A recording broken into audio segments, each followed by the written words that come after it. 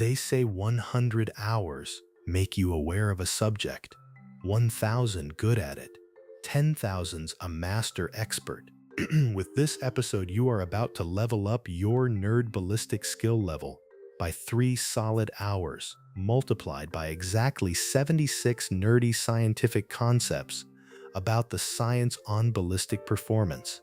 This masterclass is a deep dive into the engineering behind every single parameter involved in a shot.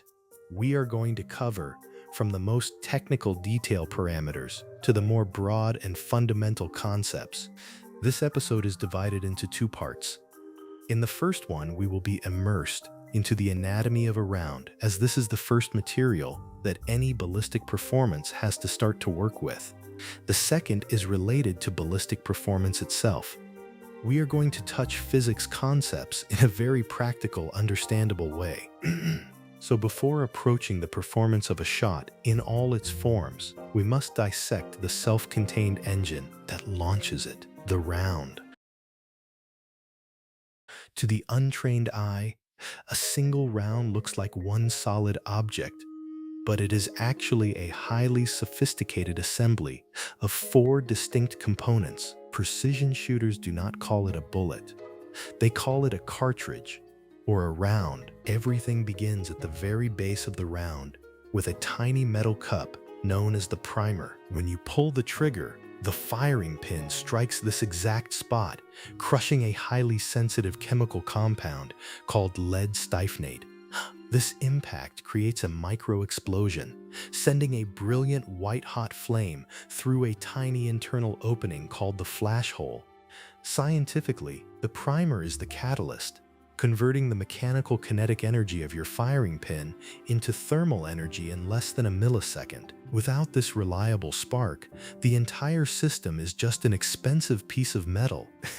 A fascinating piece of history is that early firearms relied on open flash pans and loose flint sparks, which failed completely in the rain. The invention of the enclosed percussion cap in the early 1800s changed warfare forever, allowing armies to fight reliably in torrential downpours. That flash hole leads directly into the main body of the round, which houses the propellant powder. Modern gunpowder is not actually black powder, but a nitrocellulose-based compound known as smokeless powder.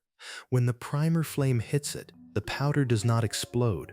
It undergoes a process called deflagration, which means it burns at an incredibly fast, controlled rate. This rapid burning converts solid flakes into a massive volume of expanding gas, creating immense chemical energy. As that gas gets trapped in the tight space, it creates the massive pressure needed to push the bullet forward. To see how advanced this chemistry is, look at the contrast between different calibers. A small, high-pressure rifle round like the .223 Remington uses dense, slow-burning extruded cylindrical powders to build velocity all the way down a long barrel. Meanwhile, a standard pistol round like the 9mm uses porous, fast-burning flake powders to achieve maximum speed in a barrel only 4 inches long. A dangerous misconception from the early days of reloading was that you could substitute modern smokeless powder into old black powder cartridges, volume for volume. Because smokeless powder is vastly more energy dense, doing this created massive pressure spikes that instantly turned antique steel revolvers into jagged hand grenades. Holding the powder and primer together in a perfect pressure seal is the cartridge case, or the brass casing. While some military rounds use steel or aluminum, high-grade brass remains the absolute gold standard for ballistic performance. Brass is chosen for a highly specific scientific property: its elasticity.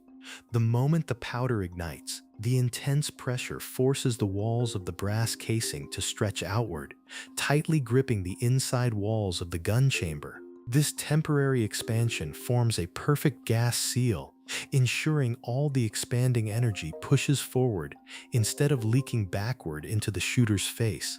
Within microseconds after the pressure drops, The brass naturally shrinks back to its original size, so it can be cleanly extracted from the chamber. If you look at modern long-range rifle calibers, like the 6.5 Creedmoor, the brass casing is engineered with a sharp, aggressive 30-degree shoulder angle. This specific geometry optimizes how the powder burns, directing the flame front evenly. On the other end of the spectrum, old straight-walled handgun casings, like the 45 ACP, have zero shoulder, meaning they headspace or seat themselves directly on the very front rim of the brass case. An incredible historical curiosity is that during the late 19th century, early brass casings were made of multiple wrapped pieces of thin metal rather than being single-piece drawn tubes. During the famous Battle of Little Bighorn, many soldiers firing their 45-70 rifles found that the intense heat caused the weak, primitive brass to tear apart inside the chamber. With their spent casings hopelessly stuck, many men were left completely defenseless, changing the outcome of the battle. Finally, tucked tightly into the mouth of the brass casing is the projectile itself, which is the actual bullet. This is the only component of the cartridge that ever leaves the firearm to travel downrange.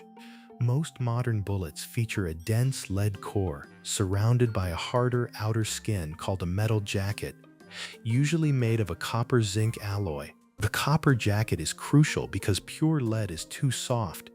If fired raw at high speeds, the lead would melt from friction and strip away against the internal rifling grooves of the barrel. The jacket allows the bullet to tightly grip the spiral rifling, spinning the projectile like a perfect football pass to maintain stabilization in midair.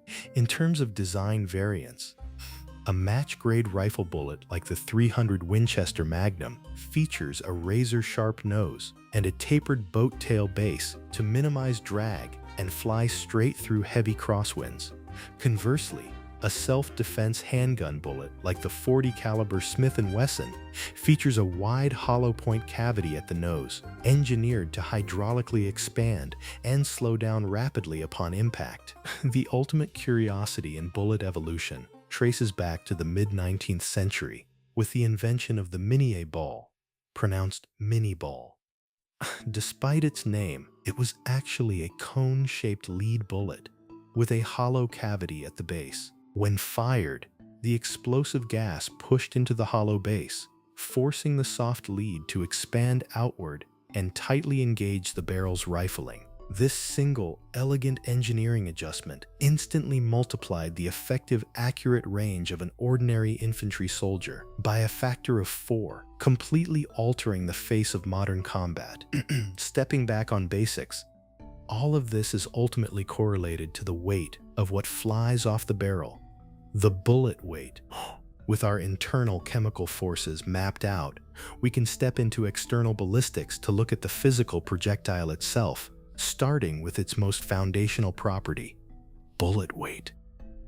In the simplest terms possible, bullet weight is the physical mass of the projectile, measured in a specialized unit called grains. Scientifically, this parameter defines the inertial resistance and momentum capacity of the flying projectile. A grain is an incredibly tiny ancient unit of measurement, where 7,000 individual grains equal exactly 1 pound. A standard lightweight handgun bullet might weigh 115 grains, while a heavy long-range rifle bullet can easily push past 250 grains. According to the laws of physics, a heavier bullet possesses greater inertia, meaning it requires more force to start moving down the barrel, but it holds onto its forward momentum far better than a light bullet when fighting against aerodynamic air drag downrange. This parameter is an indispensable metric to judge because it directly dictates how a round will balance speed against momentum and wind resistance. Choosing the right weight is a game of trade-offs. A light bullet can be launched at blisteringly high muzzle velocities, giving it a very flat trajectory over short distances, but it will shed speed quickly. A heavy bullet leaves the barrel much slower, but it acts like a freight train through the air, retaining its energy across massive distances and resisting the pushing force of crosswinds far better than its lighter counterparts.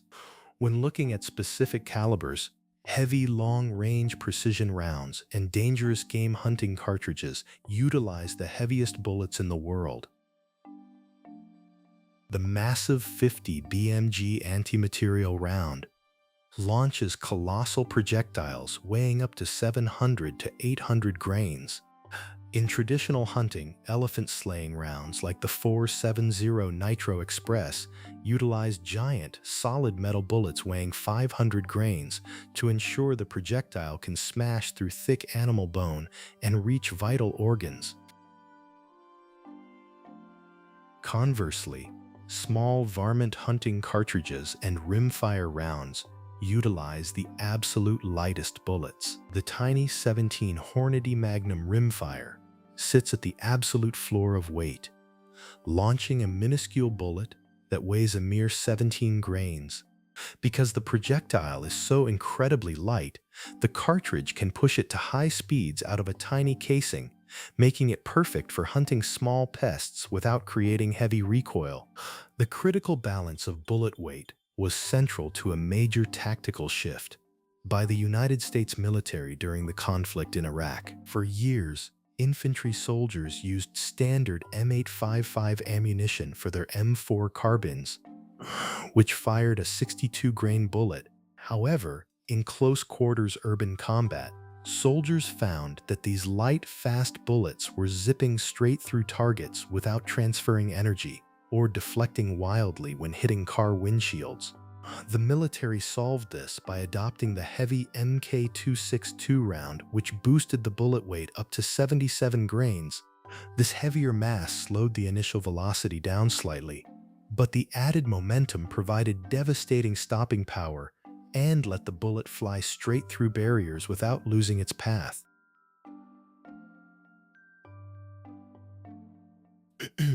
We have weighed our projectile. Now we must look at its physical dimensions and how it slices through the atmosphere, starting with its basic thickness, bullet caliber.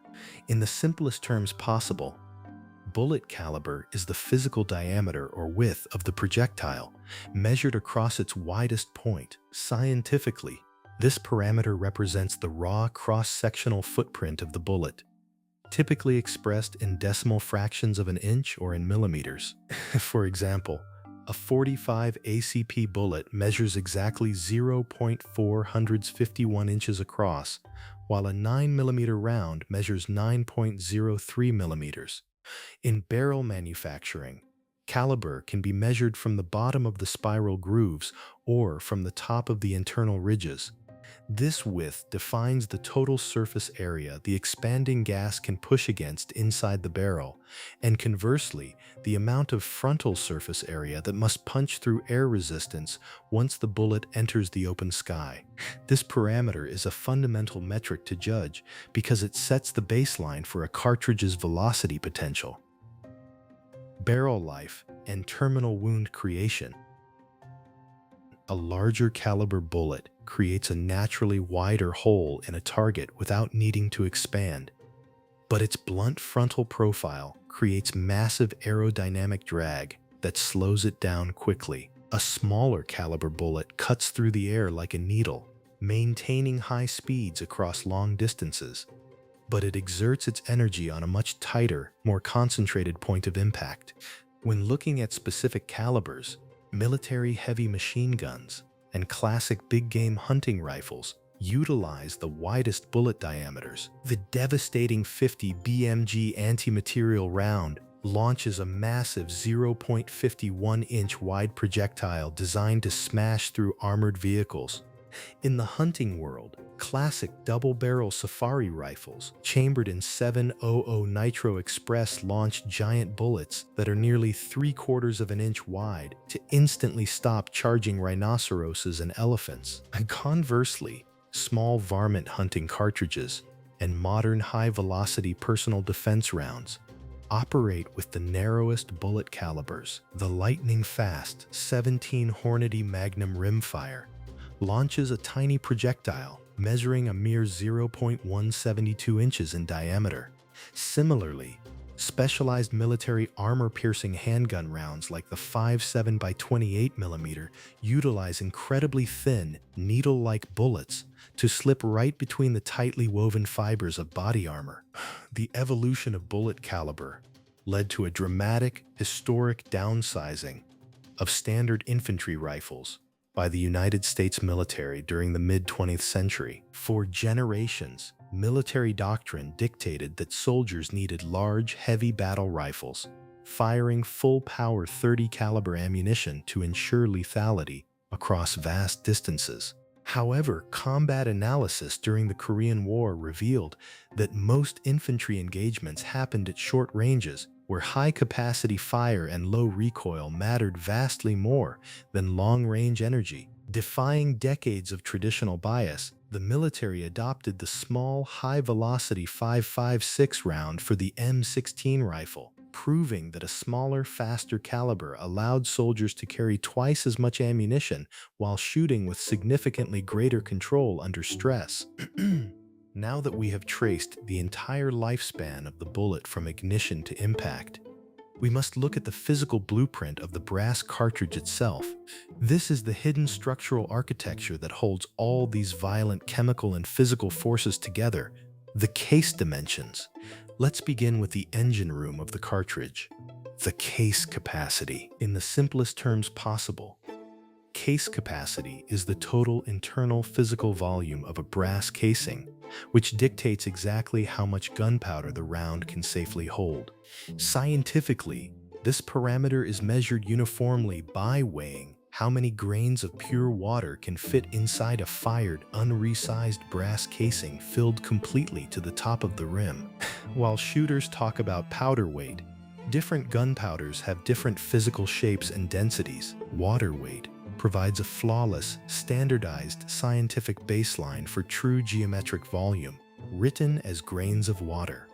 This volumetric capacity defines the exact boundary line for a cartridge's potential energy.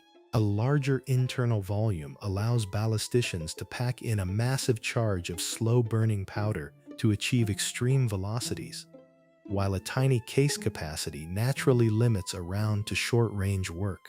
This parameter is a vital metric to judge because the ratio between case capacity and the width of the barrel determines if a cartridge is balanced or highly overbore. If a casing has a giant capacity but fires a very tiny, narrow bullet, it is considered overbore. This means the cartridge is forcing a massive column of burning gas through a tiny straw, creating extreme heat and friction that can burn out a rifle's steel barrel in just a few hundred shots. Ballisticians must match case capacity to bullet weight to maximize speed while maintaining a healthy barrel lifespan. When looking at specific calibers, massive long-range precision rounds and heavy anti-material cartridges boast the largest case capacities in the world. The colossal 50 BMG casing is an absolute titan, holding a massive case capacity of nearly 300 grains of water. In the extreme long-range precision world, specialized cartridges like the 375 Enable feature a massive wide body with a case capacity of over 150 grains of water, allowing it to push heavy match bullets to extreme distances. Conversely, small rimfire rounds and pocket-sized defensive handgun cartridges possess the lowest case capacities. The tiny 22 long rifle possesses a minuscule case capacity of around 5 grains of water, which severely limits its speed and distance. In handguns, the small 25 ACP sits at the absolute bottom of centerfire volume, holding a mere 7 grains of water, meaning it can only safely generate enough energy for short-range self-defense. The evolution of case capacity led to a major tactical revolution in the selection of military sniper rifles during the global conflicts of the early 2000s. For decades, military sniper teams relied heavily on the standard 7.62 NATO round, which has a modest case capacity of around 56 grains of water. However, when combat shifted to the vast valleys of Afghanistan, snipers found they could not bridge the distance to target groups across mountains. The military solved this by adopting the 300 Winchester Magnum, which instantly boosted their case capacity to nearly 88 grains of water. This 30% jump in internal engine volume allowed snipers to burn vastly more progressive powder, extending their lethal reach across open mountain ranges. To ensure that this case capacity can actually fit inside a real-world firearm, engineers must tightly control the total size of the loaded round, known as the cartridge overall length. In the simplest terms possible, cartridge overall length is the maximum physical distance measured from the absolute flat base of the brass casing to the tip of the seated bullet. Scientifically, this parameter is a critical manufacturing standard established by international regulatory bodies like SAMI and CIP, abbreviated across the industry as COAL. This measurement defines the exact spatial envelope a loaded round occupies. When a factory builds ammunition, they must seat the bullet into the brass casing to a highly precise depth. If the bullet is seated too shallowly, the total length will be too long, preventing the round from feeding through a spring-powered magazine or locking into the chamber. If the bullet is seated too deeply, it will physically crowd the internal case capacity, drastically shrinking the combustion chamber and causing internal chamber pressures to spike to dangerous metal fatiguing levels.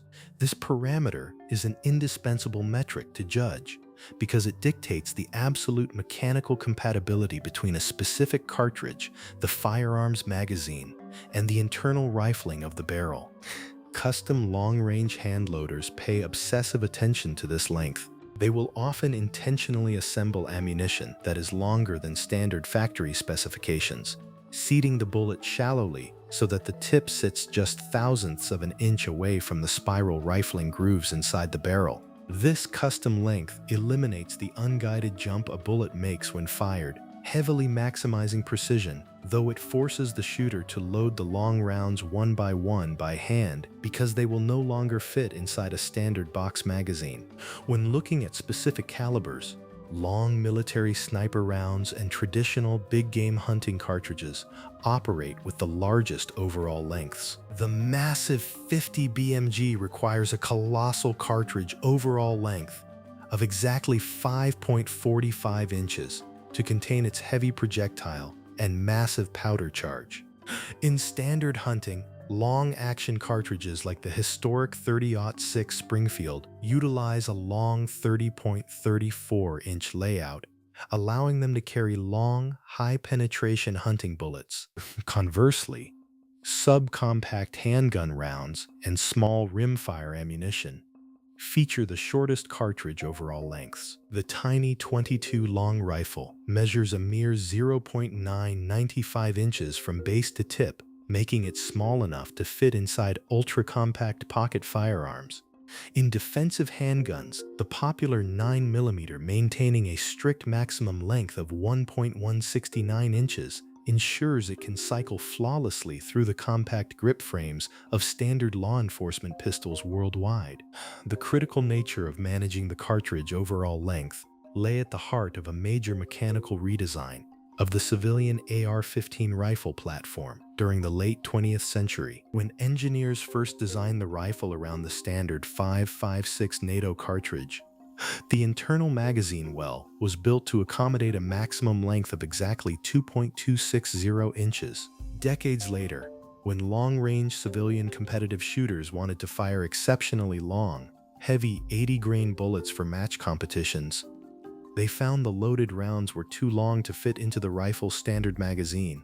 This physical constraint forced the creation of specialized single-shot modifications and custom-cut receiver frames, proving that a firearm's mechanical magazine well is a rigid brick wall that completely dictates the limits of ballistic design. Between the wide body of the casing and the narrow tip of the bullet lies a critical geometric bend known as the case shoulder angle. In the simplest terms possible, the case shoulder angle is the steepness of the sloped transition zone, where a bottlenecked cartridge shrinks down from its wide body to its narrow neck. Scientifically, this parameter represents the degrees of a slope measured relative to the center line of the cartridge body.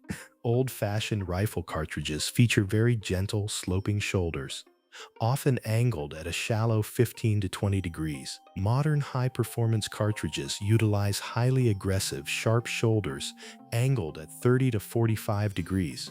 This angle serves two massive scientific functions.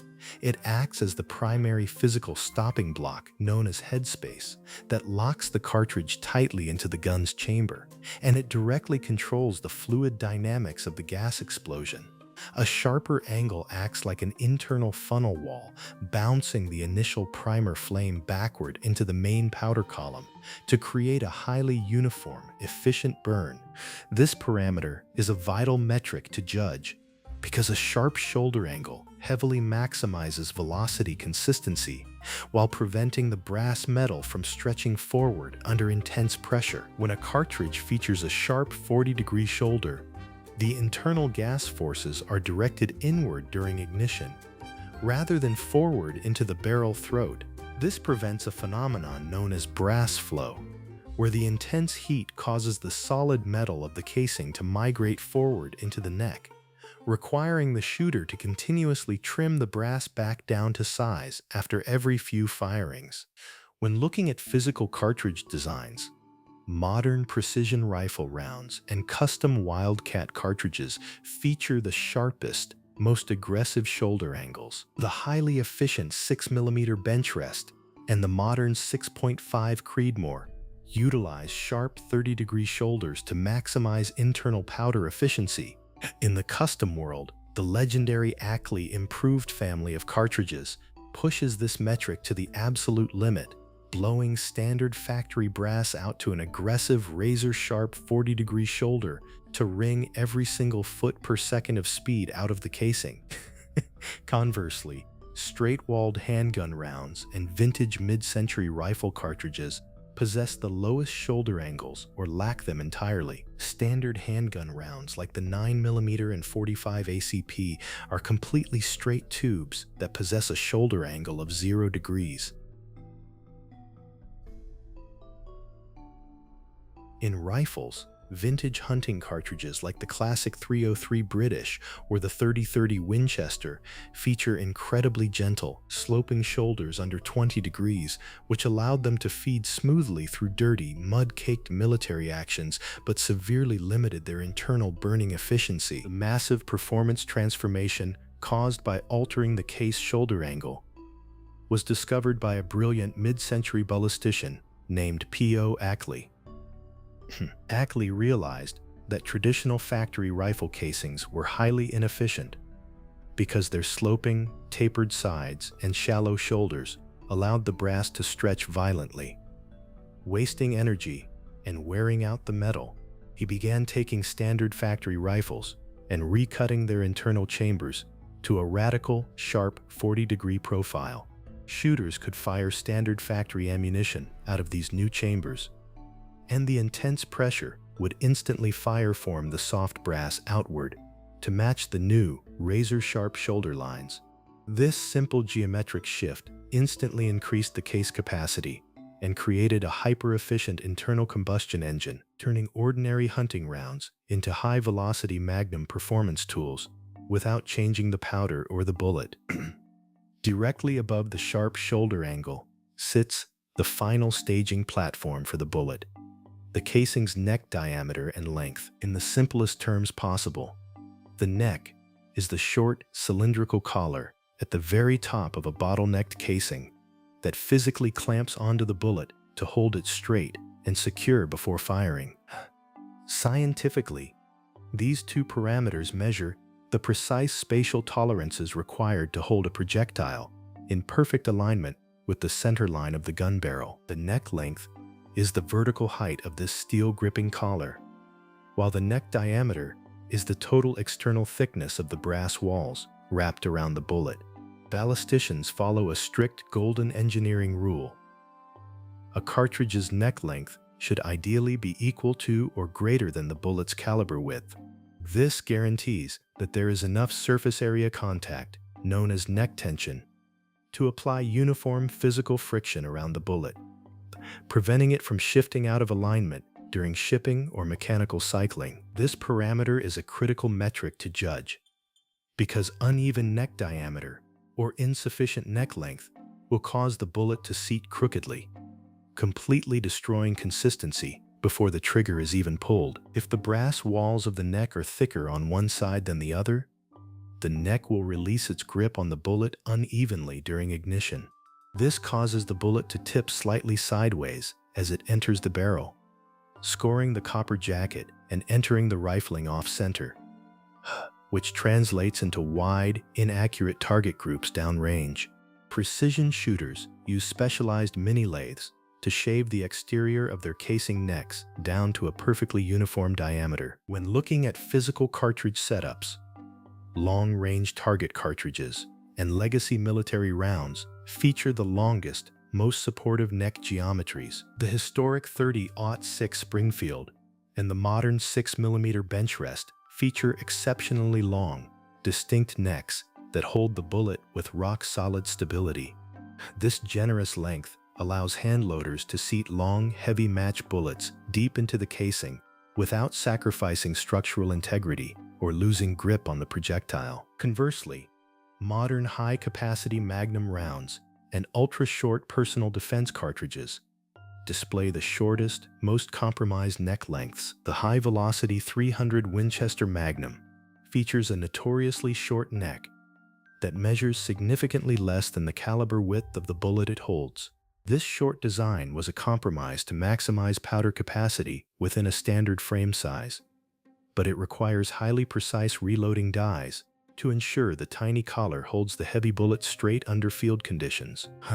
The critical structural importance of the casing neck lay at the heart of a major mechanical design shift when the United States military updated its infantry ammunition during the late 20th century. When engineers first scaled down the old 30-06 casing to create the experimental rounds that eventually became the 5.56 NATO, they initially utilized a very short, stubby neck design. However, during rugged field testing in automatic squad automatic weapons, the military found that the violent impact of the mechanical feeding ramps was physically knocking the bullets loose from their short brass collars, causing severe jamming. To fix this structural flaw, ballisticians lengthened the neck of the casing significantly, creating the final, standardized 5.56mm profile used today, ensuring the ammunition could survive the punishing cycling speeds of automatic warfare. At the absolute opposite end of the cartridge, countersunk into the flat brass base, lies the ignition foundation, known as the primer pocket in the simplest terms possible. The primer pocket is the small, circular recess machined into the bottom of the casing that securely holds the explosive primer cap in place. Scientifically, this parameter dictates the mechanical standard for ignition delivery, divided into two primary consumer classes worldwide: large primer pockets and small primer pockets. Large rifle and handgun pockets measure exactly 0.210 inches in diameter, while small rifle and handgun pockets measure a tighter 0.175 inches. Furthermore, the internal channel that routes the spark, known as the flash hole, can be designed as a single central port called a boxer system, or a dual-port network called a burden system. The physical depth and tension of this pocket must be held to tolerances within 0.010 of an inch to ensure that the explosive primer sits perfectly flush or slightly below the surface of the brass base. This parameter is a vital metric to judge because loose primer pockets create a severe mechanical hazard, allowing hot, high-pressure gases to blast backward into the action of the firearm. Every time a cartridge is fired, the intense peak chamber pressure expands the brass case base, slightly stretching the walls of the primer pocket. Over multiple reloadings, the pocket grows wider and loses its mechanical grip. If a shooter uses ammunition with worn-out, loose primer pockets, the explosive cap can literally pop out during firing, allowing gas at 60,000 pounds per square inch to escape backward into the rifle's bolt mechanism, potentially blinding the shooter or destroying the trigger group. When looking at specific calibers, standard hunting rounds and large military rifle cartridges utilize the large primer pocket type. The classic 30-06 Springfield, the powerful 300 Win Mag, and the historic 7.62 NATO operate exclusively with large rifle primer pockets. These larger pockets hold a greater volume of explosive priming compound, ensuring a massive, hot spark that can reliably ignite giant columns of cold gunpowder in sub-zero winter hunting conditions. Conversely, modern precision target rounds and small defensive handgun calibers operate with the small primer pocket type. The hyper-efficient 6.5 Creedmoor and the standard 9mm handgun utilize small primer pockets. In precision rifle shooting, ballisticians discovered that by shrinking the primer pocket down to the small size, they left more solid brass thickness around the base of the cartridge. This added metal structure reinforces the casing, allowing it to safely withstand significantly higher chamber pressures and multiple reloadings without the pocket stretching out of shape. The engineering battle over the primer pocket flash hole layout was a central axis of divergence between American and European military production during the Industrial Age. In the late 19th century, American inventor Edward Boxer designed a primer pocket with a single central flash hole and a built-in anvil inside the cup, making it incredibly easy for civilian shooters to punch out the spent cap and reload the brass casing at home. Simultaneously, European designer Hiram Burden patented a system featuring two tiny offset holes with an anvil machined directly into the brass base of the casing itself. While the Burden system was cheaper for massive state-run European factories to mass-produce for military conflicts, it was virtually impossible for everyday shooters to reload, creating a clean cultural divide where American shooters embraced the highly reusable Boxer pocket layout that still dominates the global commercial market today.